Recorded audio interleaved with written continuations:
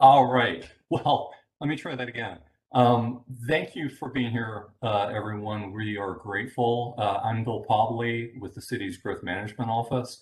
My colleague, Lance Jacobson, has offered to help us out this evening with the community meeting. We're here to talk about the Glitch Ordinance. If you've been with us since the beginning, you know that this is the fourth meeting that we've held.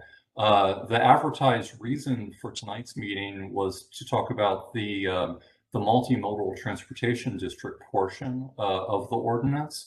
We are going to focus on that topic since that's what we advertised tonight's meeting for. If you may remember, there are several sections in the ordinance. There's compensating enhancements, which we did 2 meetings ago. Then there's modified standards, which we did the last meeting. And then tonight's the third and final section on the multimodal transportation district. Now, having said that, we obviously released a new ordinance on September 30. Hopefully everybody's got the link to that and is aware that that's up on the website. Everything that we did that was a change, I mean, if we changed a single word, it was highlighted yellow. So that way it's really easy to know exactly, what the new content is, and you don't have to hunt around and, compare 2 drafts and go through that. So just look for the yellow and you know that's new text versus the August draft of the ordinance. I am certain that you probably have lots of questions.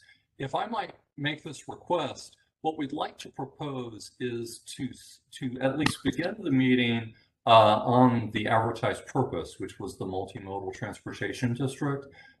If we have time, we could certainly talk about the changes that are in the September 30 draft. But what I wanted to let everybody know is obviously we've made lots of changes. All of those changes are, I'd say 80% of them are specifically in response to feedback that we heard from the community, questions that were posed to us, requests that we maybe dig a little deeper, think more deeply about various things. So all of that yellow, the vast majority of it is in response to what we heard at the community meetings. We understand that there's going to be a desire to maybe have a follow-up conversation about that. So what we would like to propose is to add an extra community meeting that would be devoted to the changes.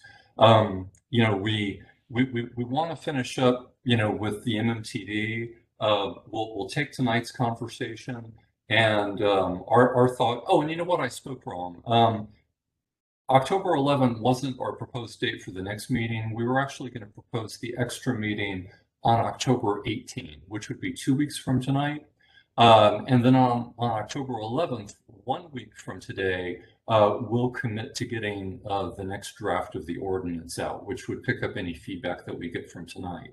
So to recap them, 1 week from tonight, new ordinance.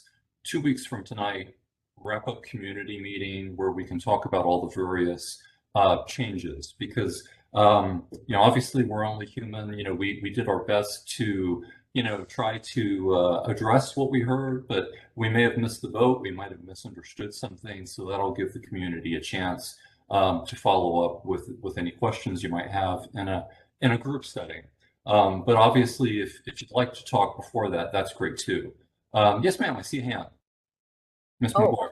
I was just giving you a thumbs up, but I like the idea of another meeting at the end, kind of overall. Sure. Thank you. Yeah, we were thinking that just in fairness, with all the new content, admittedly it's in response to what we heard from the community, but we want to give you a chance to digest that and think about it. And if you have any questions, that's what that extra meeting will be. The other thing to let you know is after the public participation process, which is what we're doing right now, the next step would be to take it to the Planning Commission to have the Planning Commission initiate it. We were sort of thinking of doing that at the first meeting in October. But since we've decided to add the extra community meeting, we decided to bump that until the first meeting in November. That way it'll let us, I think, wrap up all of the community meetings prior to the Planning Commission's initiation in November. And then we're still aiming for public hearings with the City Commission in December. So any questions so far? All right. Well, let's get things started by talking about the area that we're talking about. You know, for Lance and I, we are working with the MMTD on a pretty regular basis, but not everybody is probably familiar with the boundaries. So that seemed like a pretty good place to start.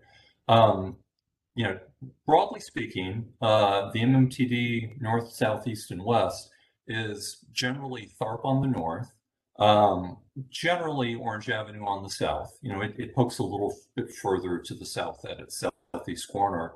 The furthest east that it goes, way out there on the east side, is a little bit goes all the way to Blairstone. Generally, it's Magnolia, though. And then on the west side, it's just a little bit to the west of Mission, but not all the way to Capitol Circle, you know, that far west. So it is a fairly big area. You know, it takes up not just the downtown, but substantial areas well beyond the downtown. So I just wanted to kind of set the stage by noting the geographic area that we're talking about. The other thing that I was hoping to share is we really do understand that, you know, the MMTD has been in our code, golly, at probably about a decade. I don't remember off the top of my head the exact date it was adopted, but we're roughly talking 10 years. And while there have been, you know, sort of modest tweaks here and there over the years, it's never gone through a comprehensive update, and we know that there is a desire for that to happen. That's understood, and you know, I think the city's aware of that. But as far as how this project fits into that bigger picture desire, this is not intended, you know, the Glitch Ordinance is not intended to be an A to Z MMTD update. What we were really, I think, trying to do was find those aspects of the MMTD that, you know, were causing the most hiccups, the most problems, and to fix those. We gave it our best shot at, you know, identifying that list of things. There may be other things that we hadn't thought of, and, you know, we're open to considering other aspects. But I did want to share that, you know, the scope of this effort was never intended to be that big picture A to Z update of the MMTD.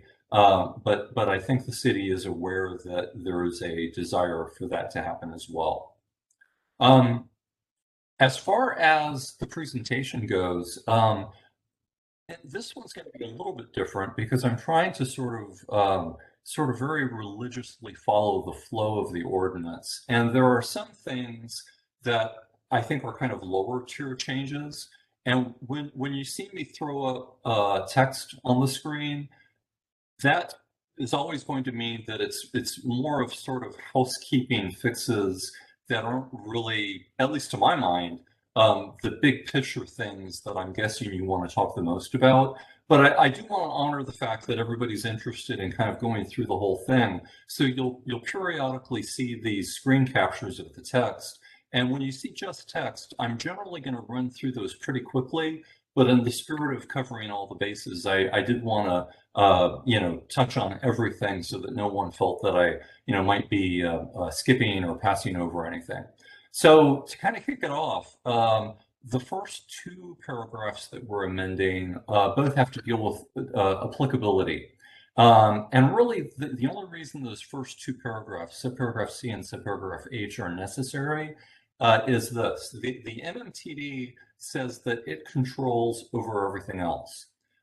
We are adding some new text like the tree incentives and the modified development standards that these first two paragraphs are just saying, yes, we get it that the code says that the MMTD controls, but these two sections are also being sort of incorporated into the MMTD by reference, so that folks in the future know that they also apply there. So it's really and truly just a housekeeping edit. That third paragraph, the 10281F1, that's just a fix. If you looked at the code today, what you would find in that third line from the bottom where it says shrubs or ground cover shall be spaced, originally it just said shrubs or ground cover shall be spaced between and 6 feet on center. There was not a first number. So it was just, it was an error that has been in the code all of this time, and we're fixing that. We do clarify that it's logical to say that shrubs are spaced between 3 and 6 feet, but ground cover is continuous. You know, you don't space ground cover. So that's just a fix there as well. Any questions? Alrighty. Here's the first big change. As you can see from my graphic skills, I am definitely not a graphic artist, but hopefully this little illustration tells the story. On the left-hand side is a picture of what the existing code would result in if we applied it as it's written. The reason you would get that on the left-hand side, the reason you would get that weird stair-stepped window thing on the left is because today the code requires transparency. Transparency is a good thing. You know, it's basically saying that at pedestrian eye level, you have to have a certain percentage of the wall that's glass, you know, that's windows. Pedestrian eye level, by the way, is defined in the code as between 3 and 8 feet. But here's the key question. The key question is, what do you measure that from? The code right now today says that the pedestrian at eye level is measured from grade, the natural topography of the land.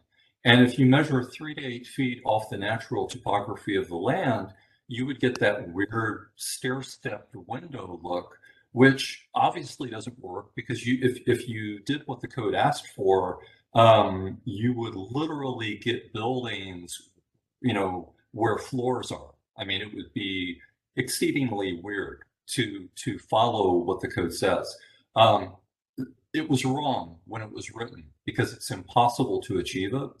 Every single project that has ever come through in the MMTD that has had topography, you know, where it's not flat, has had to do a deviation to address this. And they do the deviation to measure transparency not from grade on a slope site, but from finished floor elevation. Finished floor elevation is just, you know, what you walk on, basically. On a flat site, finished floor elevation and grade would be essentially the same thing. So, you know, on flat sites, this little bit of weirdness in the code would never be an issue because they're the same thing. But when you get to a site that's on a slope, it is an issue, and it has in every single case resulted in, frankly, an unnecessary deviation that needs to be fixed by having the code reflect reality. So what we did is made 2 changes. And by the way, before I talk about the changes, I'd like to talk about my little illustration on the left. You see the 2 spots that I've highlighted red. Right now, today, the code would require someone to do the deviation, and then they would base their windows on finished floor elevation instead of the natural grade of the site. But what that does is result in sort of those red areas, kind of the bare spots, which is the distance between the grade and the finished floor elevation. So we've done 2 things. The first thing we've done is we've changed the definition of transparency so that it's not measured from grade, but that it is instead measured from finished floor elevation. I can tell you that I am unaware of any city in the country that would require transparency to be measured as a function of grade, it does not make sense. So this is truly just something that we're fixing so that the code reflects reality. Coupled with that, what we added is that A, B, C, D, E that you see there. The natural outcome of having transparency follow finished floor is that you're going to get those little pockets of just bare wall, okay? And rather than having bare wall, we're saying that, you know, a bare wall isn't acceptable, but you need to do one or more of the things listed there to essentially dress it up, you know, to give it, you know, more life than just a bare wall. Most of the projects I can think of do that anyway because they don't want a bare wall, but we want to make that be part of the code. Each site can be radically different depending upon how big the slope is. So we've tried to give a variety of options so that they can be tailored to the uniqueness of the topography that the applicant's dealing with. But the really big thing there is just to acknowledge reality that transparency really in the real world has to be measured from finished floor, because if you do it from finished grade, you're going to get a very strange looking building. There's really no option, in other words. Any questions on that one? Yes, no, there's two hands raised. I saw Ms. Turner's went up first. Ms. Turner, do you have a question? I'll give my time right now to Kathy because my question, I didn't get my hand raised in time, but my question is on the previous page. So let me let comments on what Bill is talking about right now happen, and then maybe we can circle back. absolutely. All right, Ms. McGuire. Thank you. So this one applies to building walls along sidewalks, right? It would apply to That's what it says in the very beginning at 1. It says retail and office building walls along sidewalks. Oh, yes. I'm sorry. Yes, you're absolutely correct. So we've, in your example, we're looking at this kind of the side view.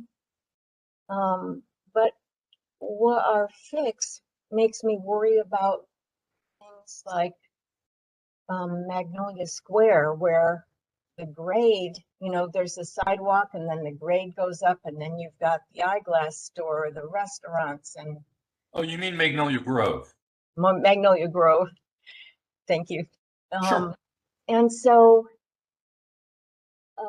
that would be a case where it seems like if this ordinance, our current ordinance, had been applied without any change, that the windows would have come down to meet the street. But now there's just a total disassociation between the sidewalk and what's happening in the building.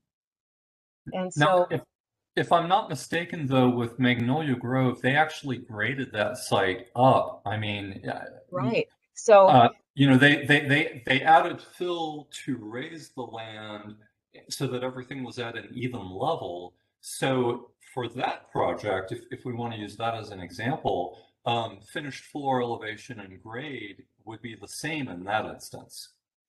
oh, okay. So I thought the grade was the slope of the land, like in your picture, that which they altered, or they, yeah. So We'll think of it in terms of, you know, there is topography on that project site, but the building itself sits on very flat land. yes, but the front, that this is about the building walls and sidewalk. So Right. yeah. Go ahead, ma'am. So so we're talking about that that despite this ordinance, they did fill in the land and they moved the grade up and the construction up both. So are you saying that normally this would be applied to the grade after the developer does whatever they want with it? I would say that your example is, it's sort of apples and oranges. Okay.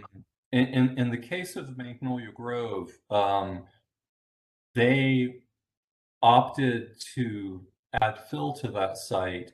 And if I'm not mistaken, I'm pretty certain that all of the buildings are on essentially a perfectly level property, except for the very front along Magnolia where it sort of, slopes down. So the buildings themselves, though, are not built onto a slope. They're built high up on raised property, and the portion that's actually developed is flat. So that's why I say it's sort of apples and oranges. Hey, Bill, Because if I might jump in on this one, I wasn't involved with that project, but I believe that there's a sidewalk that fronts those buildings. So there's a sidewalk along the street, but they, as part of that development, they were allowed to build a second sidewalk in front of those buildings, to meet that standard, separate from the street. Right, but So, yeah, really the key, I think, is that since Magnolia Grove raised itself up, in their case, the grade of the property as it exists at the building is the same as the finished floor. So this scenario isn't an issue there. If you look at some of the student housing projects that I can think of, from one side to the other, there might be as much of a whole floor difference. And the elevation can play a huge difference in a case like that. Magnolia Grove isn't really a great example for this transparency discussion, only okay. because in their case, since they raised the site, they leveled it off, and then that area that they built on is perfectly flat. So therefore, the grade of the developed portion of the site is the same as finished floor. Yes, I guess it's a different discussion that maybe isn't in this ordinance because it defied the purpose of transparency. It made it so when you walk along that sidewalk, you're not having that visual interaction. So, Right, and I think, and that kind of ties into what Lance said, there are two parallel sidewalks at that site. And I understand the point you're making. If you're walking on the lower sidewalk, there isn't that level of connectivity between the pedestrian and the face of the building, but there is a parallel upper sidewalk. They're what, maybe 12 feet separated from each other, if I were to guess. But there is that higher sidewalk that follows right on the finished floor elevation of the building itself. right, but isn't the point of this to make it so that we're having more density and to have the interaction with the street, like in College Town or Now, are you talking about, forgive me for interrupting, Ms. McGuire, sure. when you ask if the plan of this is more density, are you referring to the MMTD or to the glitch ordinance? I'm saying that the purpose of the MMTD is it allows this higher density and is supposed to encourage multimodal transportation, which means that you want the pedestrians and the cyclists and all engaging Yeah, with no, the absolutely. I buildings. mean, that is absolutely one of the underlying premises of the MMTD. Yeah, The glitch ordinance, of course, isn't doing anything at all to add density. The glitch right, ordinance right. But does as really. far as, yeah, uh, you're right. It isn't changing that. I'm just saying that's how I see it, this discussion being relevant. So, but I guess that I had misunderstood because I thought it had to do with a natural grade, which was, as we all know, low when it was pine trees, and then they built it up. Um, so we can set that example aside, but if we talk about some of the other places you mentioned that are hilly where this would apply, Is there something that, so these other things are supposed to make the pedestrian or cyclist experience more pleasant? That's the intent, yes, ma'am. And I pulled that down for a second because I want to show you something else that make the point in a little bit more of a helpful manner. Bear with me just half a second here. Trying to remember the right version. We've had several PowerPoints, so it's hard to remember where the visual is.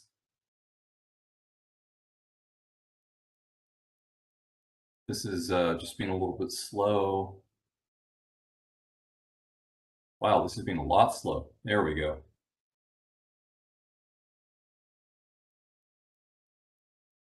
This is back from the August meeting. And if I'm remembering correctly, I've got a visual here that may help us out a little bit. I mean, I know you showed us the picture of Publix, green, whatever it calls itself, down in College Town. Well, that's not really the topography. You know, this is a little bit of a better example of what maybe we're talking about here. This is one of the student housing projects. I can't remember. This one might have gone through for a review but hasn't been built yet. I think I'm right in saying that. But you can see on the right, the land is high, and on the left, the land is low. What this would do is, all that we're doing is we're allowing transparency to be measured from finished floor elevation and not grade, which is the way the building really, frankly, has to develop, because if you measured transparency off of the grade, you would eventually end up bumping into floors, and just, you know, the math doesn't work, so to speak. But what we are doing here is, in this graphic as well, you can see the red highlights. That's those bare spots that I was mentioning. And you know, what we've added are new additional requirements to the code. You know, the code right now doesn't speak to those bare spots, and that's why we're talking about landscaping the bare spots. You know, having active public space. You know, and there's several others. I'll jump back to the other presentation here real quick. Does that help any? Yes, I understand.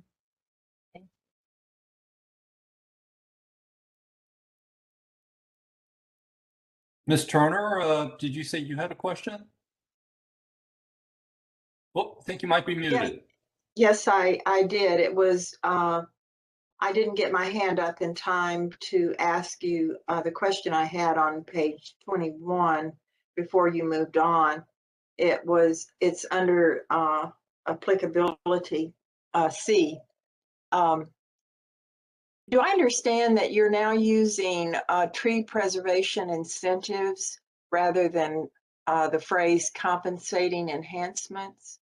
No, what the new ordinance does is it deletes 100% of the compensating enhancements idea. That's gone. Okay. Right. So anything that in any way whatsoever had the compensating enhancements idea, it has been 100% deleted. So it's just not there. But I still had that essentially, you know, section 10-161.1 was sort of an empty ordinance citation. And since we were adding tree preservation incentives, it seemed like a good place to park it. Okay, I got it. Yeah, but yeah, that's a great point. Compensating enhancements are not there in any way, shape, or form. Yay. Yeah, you were reading my mind there for sure, I tell you. Well, I mean, the only other comment I had was I read the consultant report and agreed that more standard language would be better.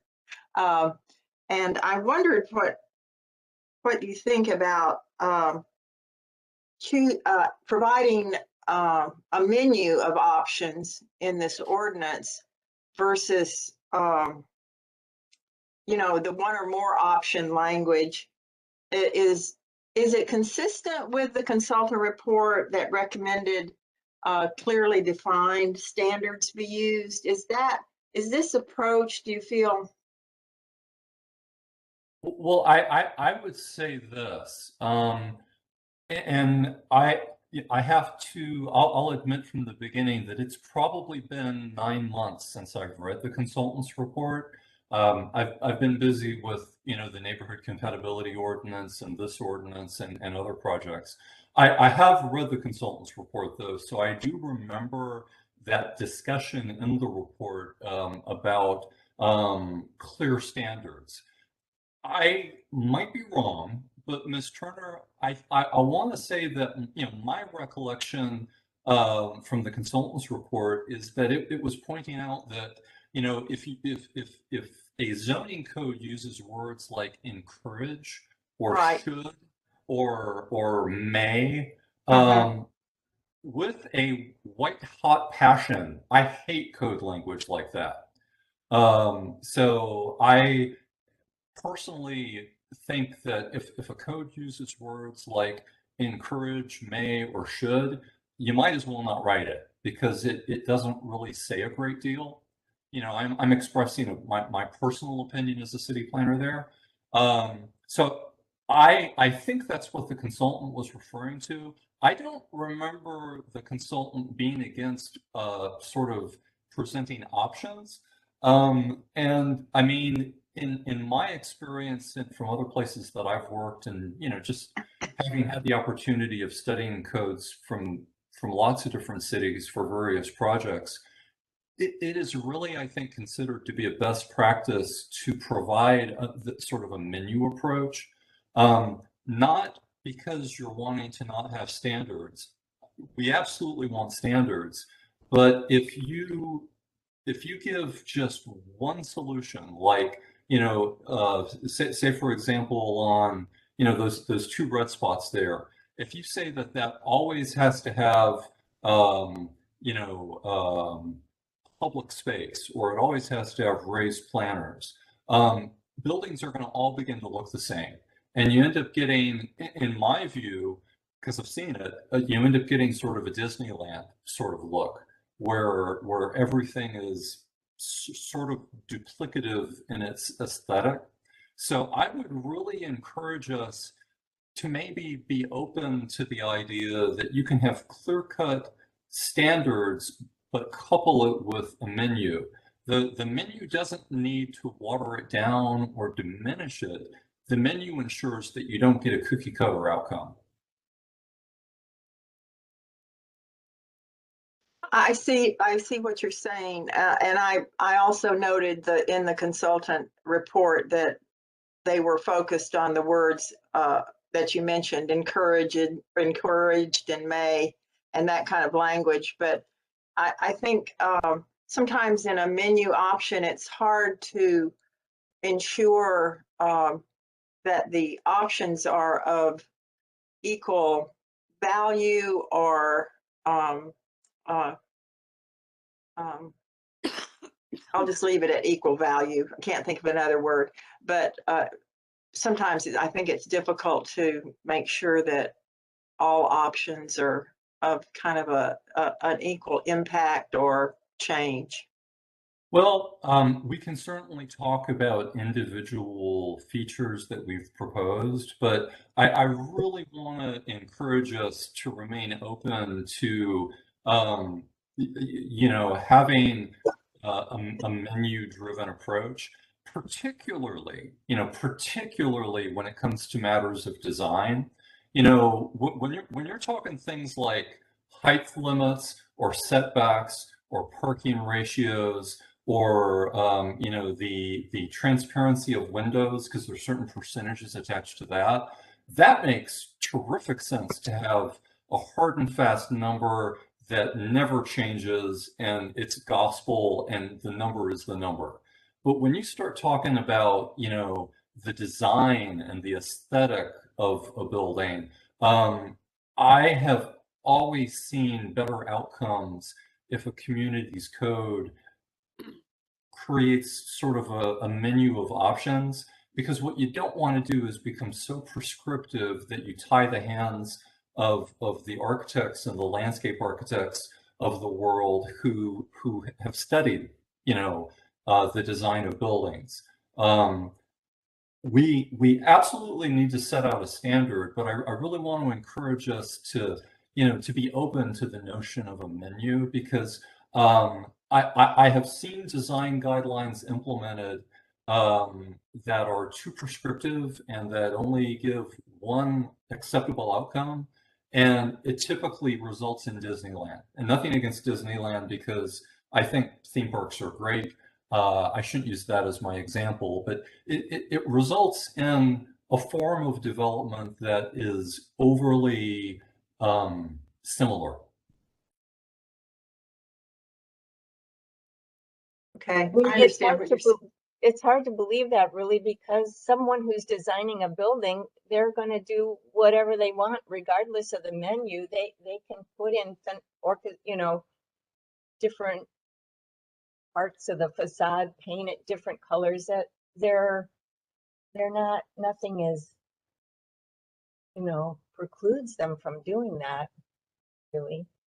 But Well, I would respectfully disagree. I don't think that's factually what the code says. I mean, if this is adopted, those two red areas, the bare areas, and keep in mind, today our code is silent on this. So what we're doing is adding more structure, we're adding more standards. So we're addressing something that the code is presently silent on. But what this code is saying is that for those red areas, there is going to have to be one of those 5 things. I mean, and the planner who's reviewing the site plan will check to ensure that that is shown in the site plan. And then when it gets to the construction stage, the inspector will check to make sure that it's actually there. So it is a standard that we will follow up on and enforce. yeah, I Thank guess you the point for was, that. sorry. Sorry, Kathy. I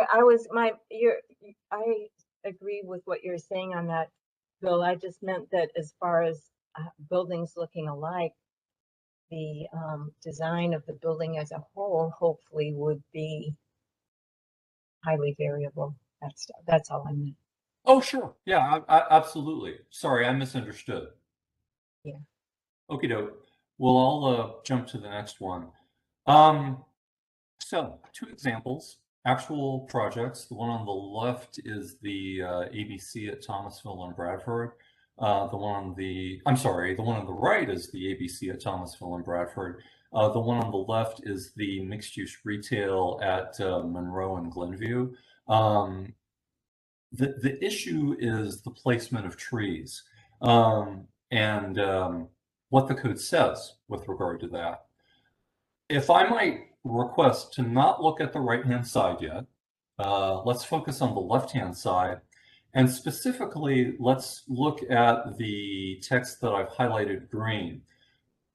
The text above the green highlight basically says, I mean, if you went back to tables 3, 4, 10A, 10B, and 12 that it's referencing, those tables basically say put street trees between the curb and the sidewalk, okay? But then the green highlight sort of pauses and it says, where right-of-way constraints or utility conflicts prohibit placement of trees, they shall be placed, if possible, there's that squishy wording that we were talking about, Ms. Turner, if possible, between the sidewalk and facade and the first layer, or off-site as approved by the city. So if possible is the squishy sort of language, Ms. Turner, that I think the consultant was mentioning as an example of what should be avoided. I think we agree with that, and if anybody can find a may or a should or an encourage in the new code text that we've written, I owe you lunch. Because I'm pretty certain it's not there. But what we have done is the code right now has on the left is very squishy. It's unclear. You know, the part that I've not highlighted, you know, you've got to go back to the tables to understand that, oh, the tables mean between the curb and the sidewalk. But then the sentence after that says that, you know, if you have right-of-way constraints or utility conflicts, which by the way are very real, we do run into those. But that if you do have that, you know, if possible, you can then move the trees elsewhere. We are trying to take that squishy language and tighten it up. We've done two things. First, we've prioritized the placement in that A, B, C, D, E. The first priority is just clearly states, put the trees between the back of the curb and the sidewalk.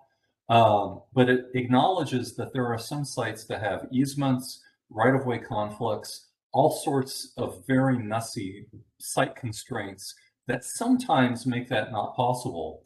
So there's a second, third, fourth, and fifth priority. But here's what I'd ask you to notice.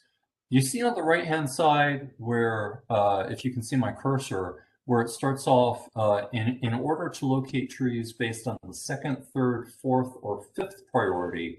This is brand new. This is not something that the community asked for, but it's something that we think makes good sense to avoid that, because those sidewalks, there is nothing, you know, between the back of the curb and the sidewalk. It's curb sidewalk. There's no space, there's no protection of any sort for the pedestrian.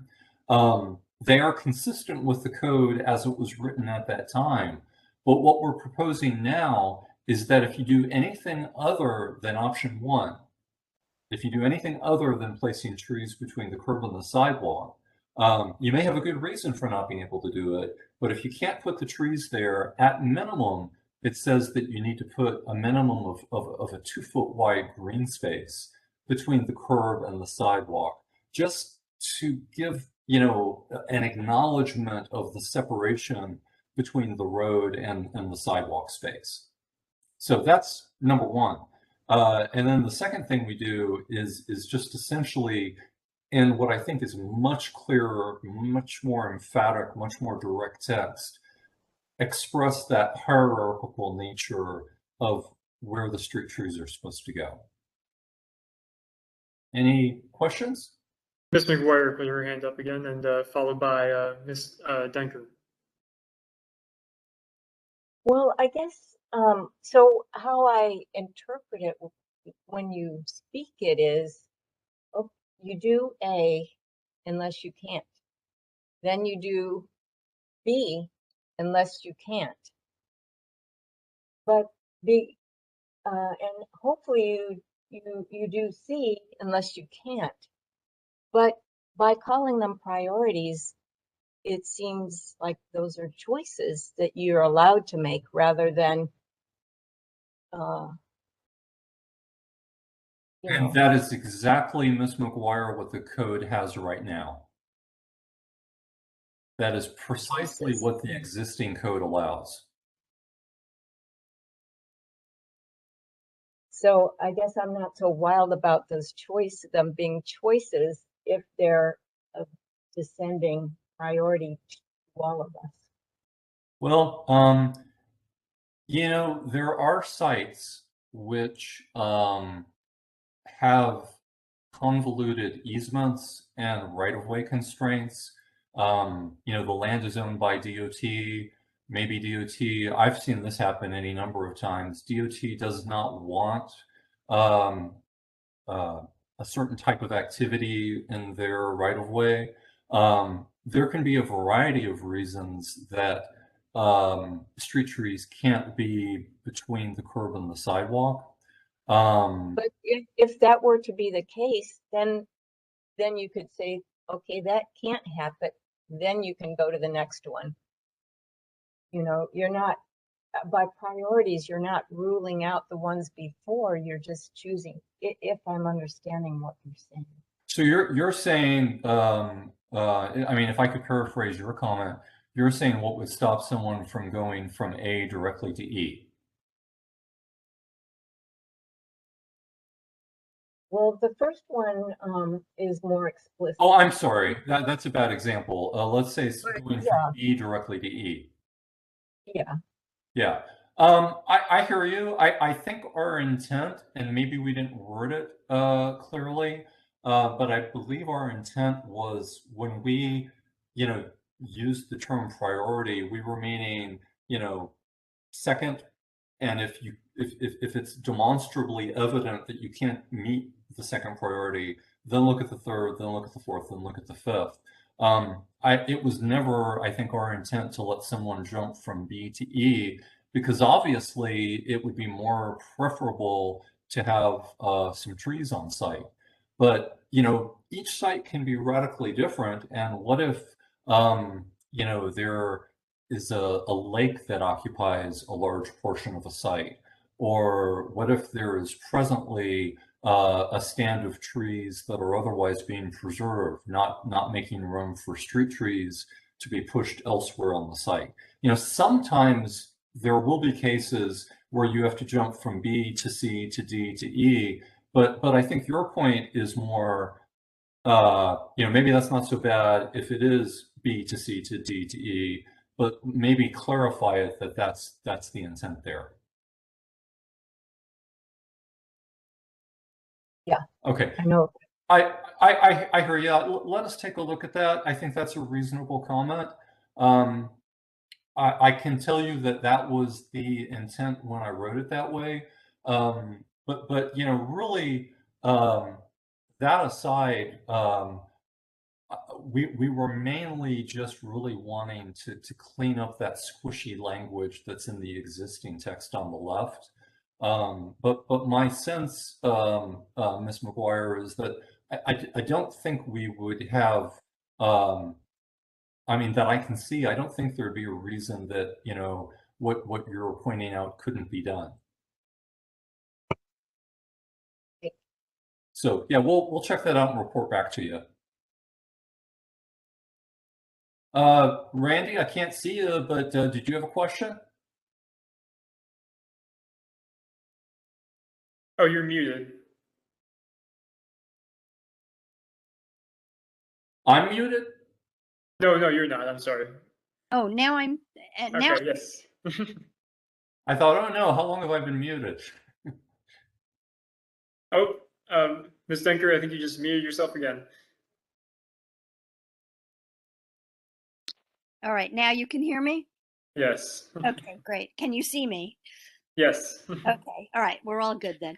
I'm thinking about like what are some of our most beautiful streets in Tallahassee as a way to use as a guideline for what we would like to design for. And I'm thinking of the prettiest streets to me are the ones like, for instance, Jefferson Street near the Riley House downtown, where you have really beautiful trees on both sides of the sidewalk, but particularly in the easement between the street. And those trees have grown there for a long time. They're very large. They provide a lot of shade. It's really pleasant to walk there. And it seems to me that the 2 feet between the street and the sidewalk is insufficient to grow any trees that will ever be of any particular shade value. Randy, I'm going to interject something really quick. That 2 feet was not in any way, shape, or form intended as a planting strip. It does not replace the requirement for a planting strip. If someone is unable to put the planting strip between the curb and the sidewalk, all that we're saying is that if you have site limitations that make it not feasible for you to do that, we're going to require you to do a 2-foot wide planting strip, just simply so that the sidewalk isn't right on top of the curb, but we're still going to require you to plant the street trees either between the sidewalk and the building or elsewhere on the site. So the sidewalk, or I'm sorry, the street tree requirement is never going to go away. It is never going to change. The 2-foot thing is in addition to that existing standard. It's extra. All right, I did not understand that. I'm sorry. No, that's okay. And the existing standard is for a 6-foot wide planting strip between the curb and the sidewalk. Okay. But this is just to go into place if that 6-foot planting strip can't be met. Say there's, underground utilities between the street and the sidewalk, for example. Okay. That's when this would come into effect. All right, I understand. I was confused. Yeah, no worries. No worries. Any other questions on this slide? Alrighty. So, well, I guess the kind of the question that's on the table that I know you and Randy talked about at an earlier meeting is looking at a tree ordinance so that just paying money isn't really an option for our most precious trees. And I understand the point that you're making, Kathy, but I would ask you humbly to recognize that this is a glitch ordinance that is sort of surgically going in to fix existing code. It is not an update to the tree ordinance. I understand, but in your little green box over there on the left, the old code language, there's nothing there that facilitates this. I can tell you that if there were site constraints that in the past that that if staff found that you just simply could not plant the street trees elsewhere on site, and if we couldn't find an acceptable site on another property, it's hard for me to think of an example right now. But as a absolute last case fallback, if there wasn't an offsite location, we absolutely would have required fee in lieu. But I think though, you made the point earlier of asking us if we could maybe fine tune this language so that it's a little clearer that, if you find yourself at B, where it's the second priority and it's between the sidewalk and the facade, that to get from B to C, there has to be a demonstration of not being able to meet B.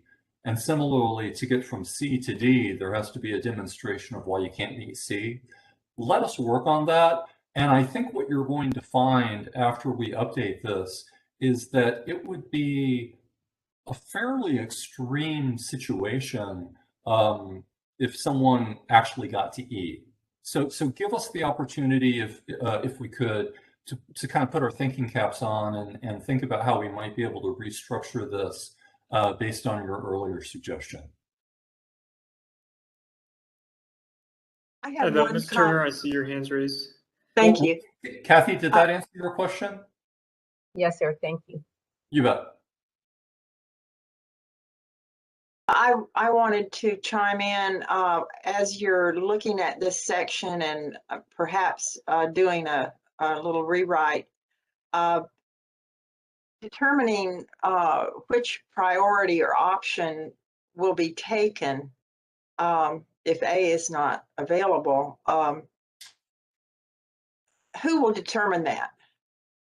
It's going to be on staff. I mean, there's no way around that. And I know there's a little bit of angst sometimes, but I mean, that's what staff does. I mean, I think the challenge that I'm getting from you guys is to craft some language here that creates a framework that has criteria so that there is an identifiable reason for going from B to C or C to D or D to E.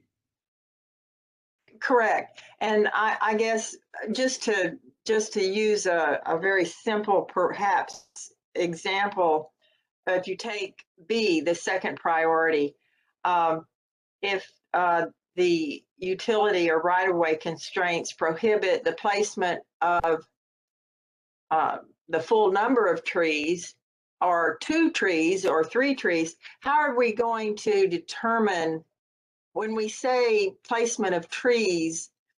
Sometimes that could be some of the trees could be placed there, but perhaps not all of them. Yeah, no, I agree. I think that's a fair point. Okay. And I think that that's something that, you know, I'll take a shot in next Monday's version of the ordinance. You know, what I'll probably do to make this easy for folks to manage is any changes from tonight forward are probably going to be highlighted blue, you know, or something, just so that it's clear. But yeah, you know, I hear what you both are saying. You know, I'll put in a little plug for staff, though. You know, I would ask everyone to recognize that really, you know, our motivation here was to take code on the left that was squishy and very loose, and honest to goodness, I'm not really sure what it's saying with the way "if possible" is plugged in there. You know, all that we were trying to do was to give squishy code much more structure and shape and form. And I think what I'm hearing everybody here say tonight is, good job, staff, but there's some other things that maybe you could consider adding. Yes, thank you. Absolutely. Yeah, no, all good suggestions. This is a housekeeping change. It was requested by our transit people, bicycle folks. No one knows what the term prioritization system for planned multimodal projects list means anymore. You know, it probably had a great deal of meaning 10 or 12 years ago when the MMTD was adopted. But, you know, with the passage of time, it has evaporated into the ether, so to speak. You know, bicycle and pedestrian routes today, the official document is what we've listed there, so it's just a housekeeping edit. Ms. McGuire, I saw you put your hand back up. Did you have a question? You're muted, Ms. McGuire. Ms. McGuire, you're muted. Sorry. Yes, sir. I did want to make a comment. But I noticed Randy's hand was up before mine, but maybe it's still up. I'm not sure. No, I don't have my hand up. Is it showing up? Yes. Yeah. Oh no, take it down. Sorry. Well, my comment was that I see that now we're into the last half hour. And like for me, there's only a couple things remaining that I had questions about. So maybe other people have more, but I didn't know if, I know I was one of the people who asked if you'd go, you know, blow by blow through, but I'm happy to jump around. What's the will of the group? yeah, or maybe just say, anyone have a comment on this one, and then go on to the next one without explaining it if nobody's interested. Okay, double frontage.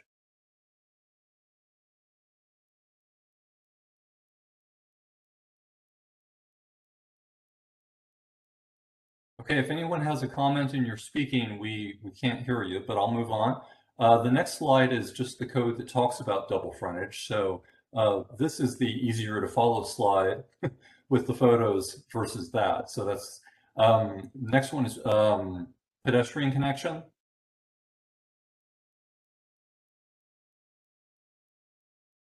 Okay, hearing no comment.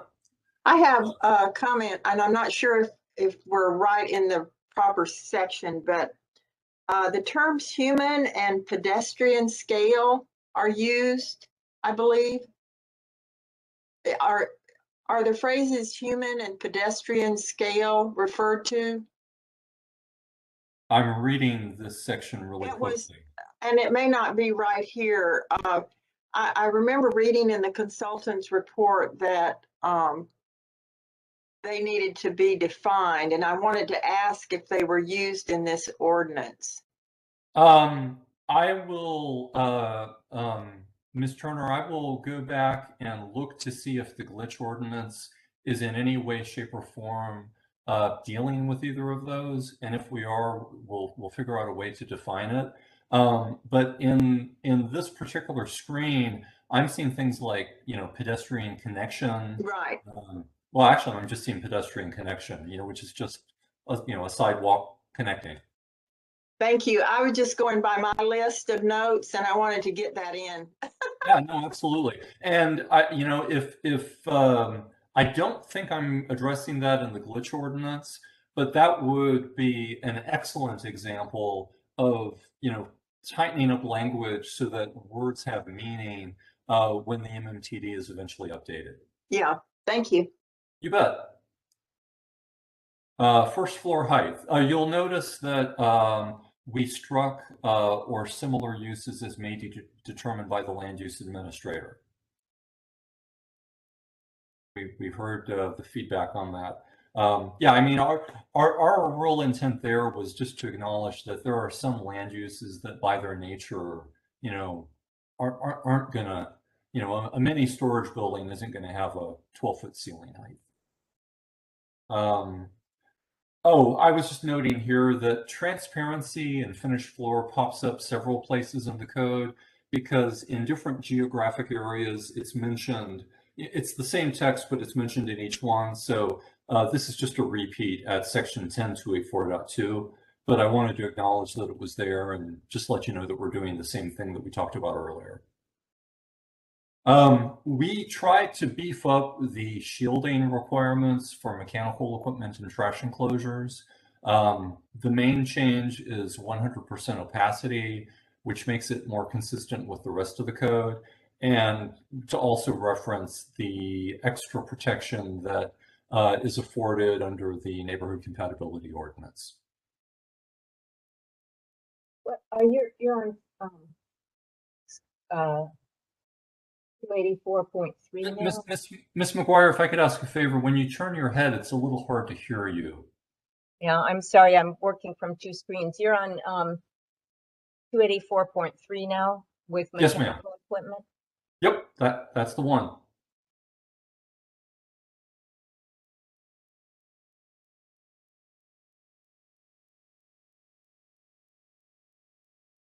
Did you have a question about that, Miss McGuire? No, just trying to keep up with the phrases and the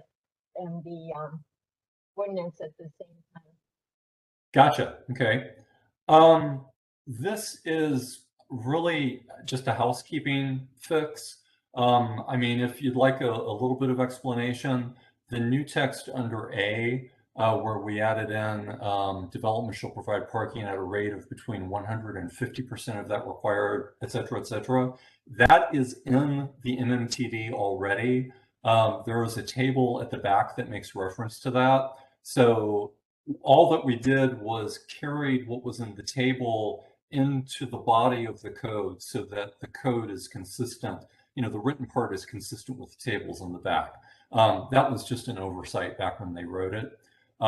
Similarly with E, that's just grammatically, it made better sense to us to phrase it the way we're proposing. So these I would characterize as just housekeeping things that because of awkward wording, they've caused problem. But I don't think there's anything substantive changing there. I see a hand up. Yes. I would just like to make a general comment on parking lots, if I may. Sure. It just seems like we have too many of them, too many black surfaces.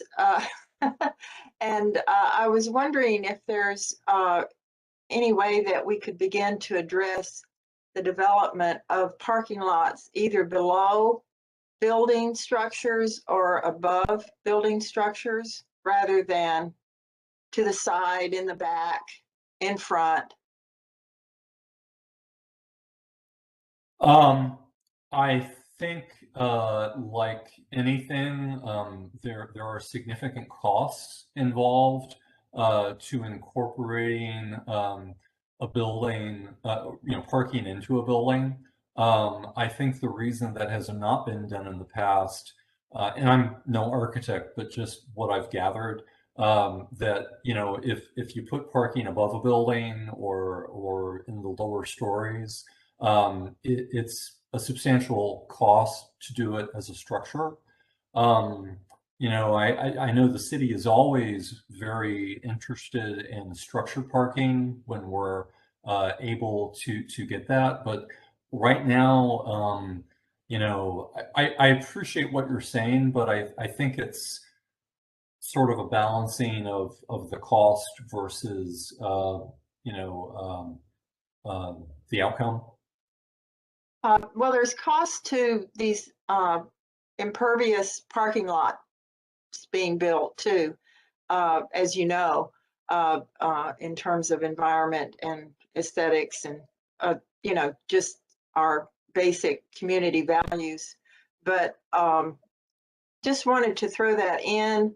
And maybe this is a place where incentives could be developed around this issue for builders that wanted to put in the extra dollars and make the building fit in with our values, with the MMTD and with the Glitch Ordinance.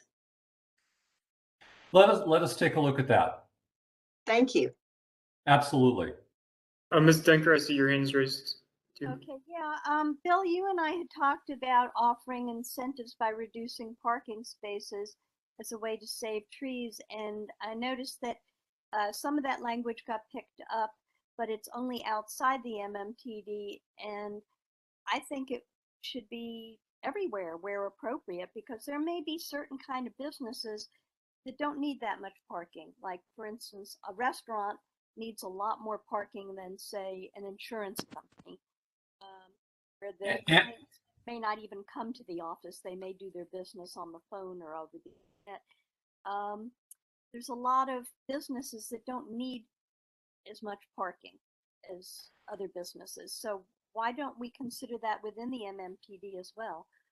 We certainly could, Randy, but the reason, honestly, that I didn't, I mean, I'm not at all averse to having that there, but the reason that I didn't is the MMTD, it exists to encourage multiple modes of transportation, obviously, hence the name. um, and part of doing that is to de-emphasize parking. And there are already huge discounts in the MMTD, up to half of what the parking ratios are otherwise required to have. Kind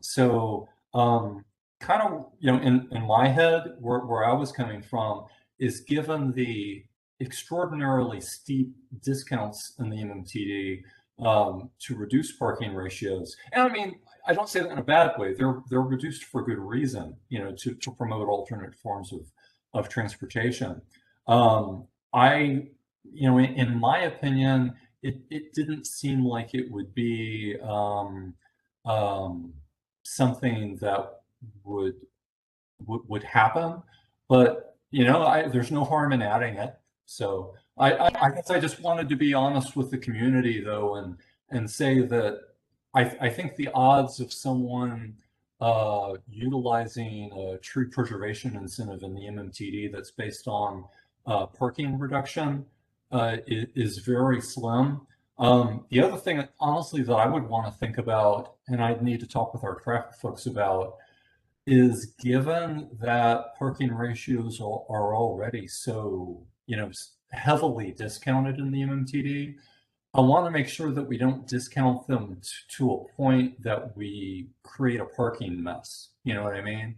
Where sites are unable to park. But let us take a look at that. I mean, I hear what you're saying. It varies by uses sometimes, and if while I definitely don't think it would come up as frequently inside the MMTD as it would outside the MMTD, who knows? Maybe there'd be a couple of sites where we could save a couple of trees if it were included. I agree with you. There's no harm in asking, and of course, it has all the extra benefits of reduced stormwater runoff and perhaps maybe smaller, if a developer could have less pervious surface, maybe could also get the incentive of building smaller stormwater retention.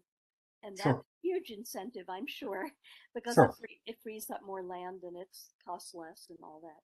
Yeah, but I mean, I hear what you're saying. I mean, I did want to share with you what my original reasoning was. And, But it doesn't really, as you said today, it doesn't really hurt to offer it. well, exactly. And you know, who knows? Maybe the planets will be aligned on a future project where it would actually make sense, you know, to reduce the parking even further, and it might end up saving something. So, yeah, I mean, there's certainly no harm. Thank you. Yeah, absolutely. All right. Um, so parking garage liner buildings. Right now, today, the code says that 50% of the frontage of a parking garage has to be wrapped with office or retail. In other words, active land uses, you know, rather than a blank wall. The problem that we have run into repeatedly is that there are many parking garages out there that just simply don't have a parcel with sufficient depth, particularly in the downtown area, where you can make both the parking garage and the wrapping land use of retail or office to make them both work at the same time. And in a way, Ms. Turner, this speaks to your concern about, Yes. you know, not going up with parking instead of out. So, you know, rather than creating obstacles to parking garages, we try to create those four things that you see there that are features, design features, which, you know, still animate the outside of the parking garage, you know, that minimize sort of the blank wall effect, but that might make it easier for us to build more vertical parking garages instead of always having to do surface lots. So that was the motivation there. And I would just, I guess, restate that incentives could be used here to ensure that the garages were wrapped by active uses, and we're only talking about one floor, so the ground floor. So anyway, I think if there was some incentives there, it might be possible to get away from murals and facades that are just blank sides of buildings, but get into more active uses. I would be for that. I would really actively support active uses. So, All right. Any other comments? Ms. McGuire, I see your hand is raised. Yeah, I think Brandy has hers up too. The thing of it is though, that MMTD isn't just the downtown, it's a huge area. And areas where parking garages maybe aren't that necessary. And I personally agree with Marcia that the first incentive buys some public value, but the last three I think aren't helpful, especially if it's a parking garage. It seems that they don't typically have a solid wall so you'd have a mural, you know, modern art mural, I guess, with bands of picture on it. I know, no worries. I will show you some photographs that I'll send separately that are parking garages with murals. I grew up in Orlando. The parking garage next to the public library has a huge mural of a wetland and a frog. Why do I remember that? That was 20 years ago. But yeah, I'll send you some photos.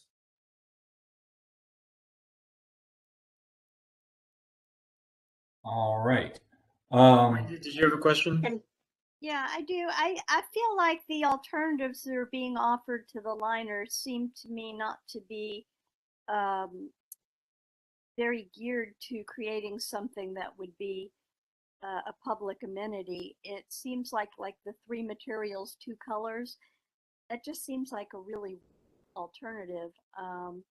Obviously, it saves the developer a lot of money, but I don't think it creates that much value for the community. And so, in that regard, I agree with Kathy and Marcia that should be something better than that if they're going to avoid the liner.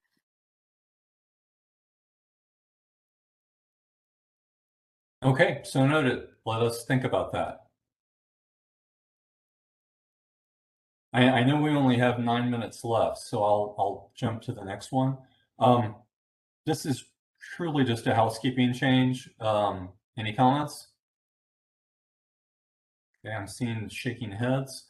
So large multi-building projects. This is that one, if you remember, where we were proposing that if three things are true, if the road fronts an arterial roadway, it can't be a small road, it has to be an arterial. If the project has a minimum of 90,000 square feet, and if I recall correctly, we also said 6 buildings, then instead of sort of shoving all of that square footage to the street, you could instead develop with an internal pedestrian promenade or a pedestrian street. We have found about 20 examples of projects that have developed like this throughout the country, all of which are on arterials. They're on the website if you'd like to take a look at them in more detail. Really, all that we're trying to recognize, I think, is it's all about the street. I know not all of you think that Gain Street works, but I'll speak from my personal view. Gain Street to me is very walkable.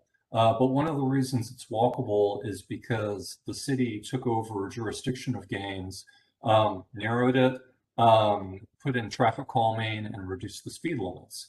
The outcome on Gaines would be enormously more difficult, if not impossible, to achieve on a major arterial roadway. So what this pattern of development is doing is recognizing that an arterial that might have 4 or 5 lanes of traffic might be 20 miles an hour faster than Gaines, and that's dealing with radically more traffic volume, that you're just simply not gonna successfully develop a walkable environment on that. So instead, what these projects do, and what we're proposing, is that the pedestrian network on the arterial is connected to this internal network, and you basically create the walkable environment within the site. The community asked, last thing I'll say, the community asked for development standards at the August meeting, I believe it was. Folks wanted to know what we would be getting, from this option. They wanted to make sure that the bar was set at a good level. So we have since added, I think it's 4 pages of development standards. They're rather lengthy, admittedly. What we did is got the development standards for as many of these projects that we could find. And that was our starting point to see what other cities did. And then we met with the city's architect and just kind of went through all these features and made sure that they made sense for Tallahassee. What are the other cities, if you don't mind my cutting in? Not at all. You mean the ones that, bye, Ms. McGuire, I saw your note. Have a wonderful evening. Thank you. Rand, shooting from the hip, I don't remember, but I'll circle back and look at, because I have a table that I put together. I reached out to I think it was like 12 or 13 cities, and I got back development standards from 4 or 5 of them. But I'll let you know what those is. I'll have to do it by email tomorrow, if that's okay. That's great. And you said that there's photos of what things would look like online? Yeah. And I'll do you one better. For one of the projects, Winter Park Village, which I happen to have family who lives near that project, and one of my family members was kind enough to go take a bunch of photos of it. They're on the project website. But if you go to Google Earth also and just simply type in the project name and the city, and the project names and cities are all on our website. Google Earth will zoom you directly to the project, and if you go down to Street View, you can do a walk through the project. But I think the Winter Park Village project that we do have, we have a little slideshow set up on the project website. That's fairly indicative of what nearly all of these projects look like, you know, kind of 1 and 2 story, very walkable kind of streetscape. So any other comments? And you know, the development standards are part of the September 30th ordinance. So that extra meeting that we've got scheduled for October 18th, we can talk about those. The last thing that we had was just the transparency thing again. It comes up in another part of the code at section 10429. We're just making the same exact change. Instead of measuring it from grade, we're measuring it from finished floor elevation. So just for consistency, we were basically cleaning it all up. And with 3 minutes remaining, that's all I have. Okay, I had to leave the meeting for part of it. I don't know if you all even noticed I disappeared, but I was gone for the transparency part, but I'll talk to you separately about that, Bill. I had a couple of comments on that. Oh, okay, great. And also, in case, Randy, you're interested in seeing what the discussion was, I'd say by close of business tomorrow, this video will be posted on the city's website with the others. Great, I can go back and check out what I missed then. Yeah, but you know, give me a call on my cell if you want to share any further thoughts. Will do. Do I have your cell number? Everybody has my cell number, 445-8987.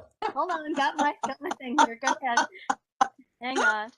Oh, I'll bother you in the middle at 3 in the morning. I'm gonna call you. Okay. You're too nice. You wouldn't do that. I wouldn't because I'd be asleep then. You're right. Okay, go ahead and I'll put you in right now. 445-8987. 1 second. 445-8987. And that's Yep. 850? Yep. Okay. Yeah, that's my office cell. Okay, great. Thank you. Absolutely. Randy, I don't know if you were here when we talked about this at the very, very beginning, but obviously there's a lot of new stuff in the September 30 draft.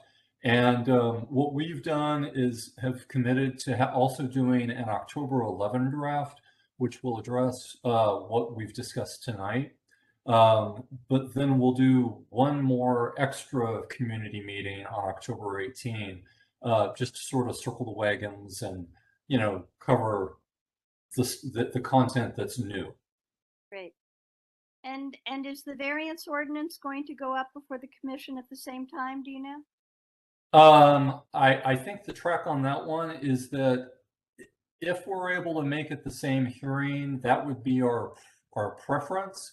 But if it's not the same, it would maybe be just like a month behind.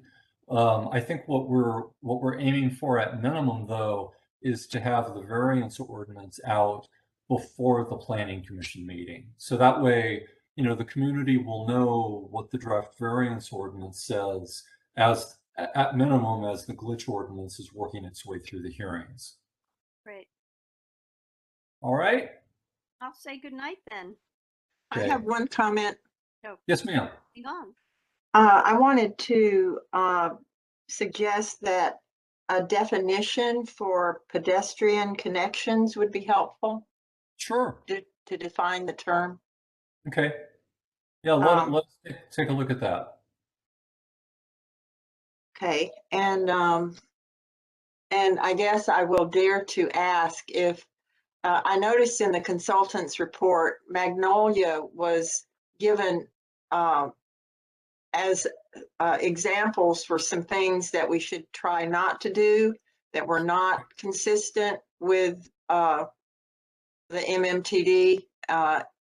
And I was wondering, is there ever any opportunity to do any mitigation or remediation when things perhaps could be improved that were not necessarily done in along the guidelines of the MMTD on Magnolia? No, ma'am.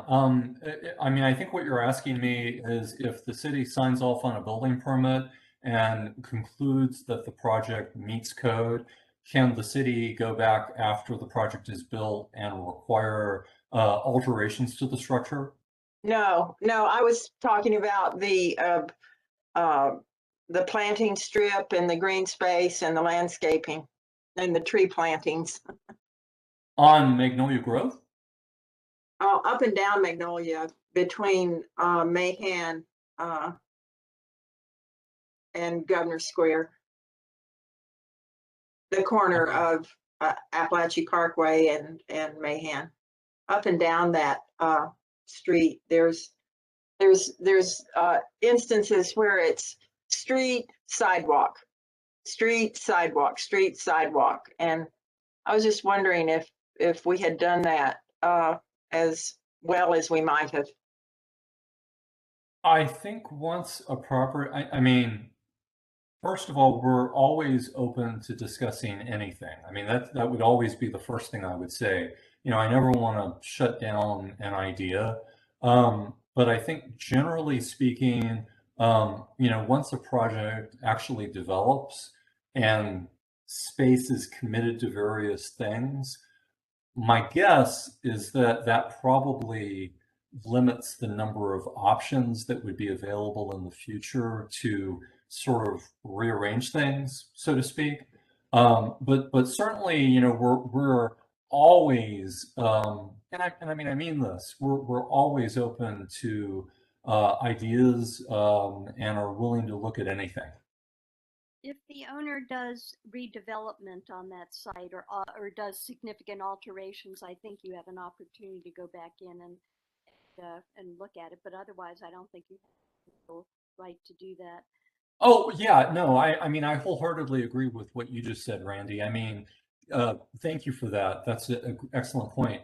I thought that Ms. Turner was speaking of it in terms of like a city-sponsored project where the city, with the permission of the landowner, came in and made changes at the city's expense.